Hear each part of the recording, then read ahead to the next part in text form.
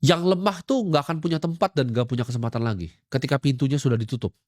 Ini gua kasih lu saran ya, kalau lu mau ubah hidup lu sekarang, lu coba stick ke satu hal, ya. Satu hal dan satu hal aja. Yang lu mau improve skill lu di situ, taruh 1 tahun hidup lu, setiap hari yang lu pikirin gimana caranya lu jadi 1% lebih baik di hal itu, di skill itu. Contoh, lu adalah misalnya orang accounting, gimana caranya lu jadi yang lebih pintar di sana, ya. Contoh lagi, lu adalah video editor, gimana caranya satu video yang gue bikin, ini editannya lebih bagus dibanding video sebelumnya.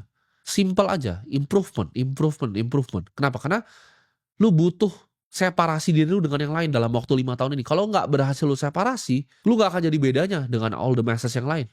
Jangan lihat kanan, jangan lihat kiri, fokus ke satu hal, jadilah yang terbaik, jadilah kelas dunia di bidang itu.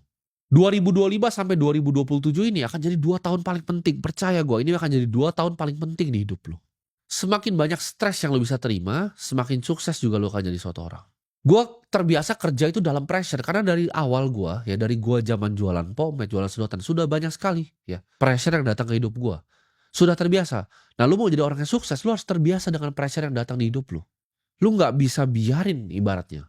Will lu, kemauan lu itu dipatahin sama keadaan di dunia. Mau itu orang lain, mau itu keluarga lu sendiri, mau itu diri lu sendiri.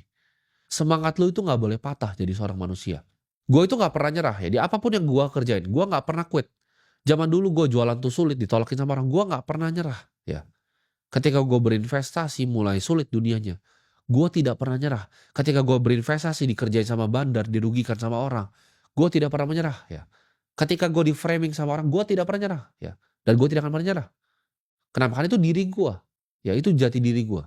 Kalau lu baru kerjain sesuatu yang sulit sedikit ya, sulit baru sedikit, lu nyerah. Dunia ini akan cap lu sebagai pecundang. Dan diri lu bahkan akan cap diri lu sendiri sebagai pecundang. Gue adalah orang yang sangat-sangat persisten. Ya. Ketika gue lihat tujuan gue tahu mimpi gue apa, gue tahu itu baik, gue tahu itu nggak salah. Gue akan kejar itu sampai ujung dunia. Gue akan kejar semua mimpi-mimpi gue. Gue punya mimpi masa kecil, gue pengen bangun sebuah gedung. Ya. Dimana di situ bisa ada teman-teman gue, di situ bisa ada restoran gue, di situ ada mimpi-mimpi gue akan bangun di sini. Mau tuh gue bangun bata demi bata sampai tangan gue berdarah.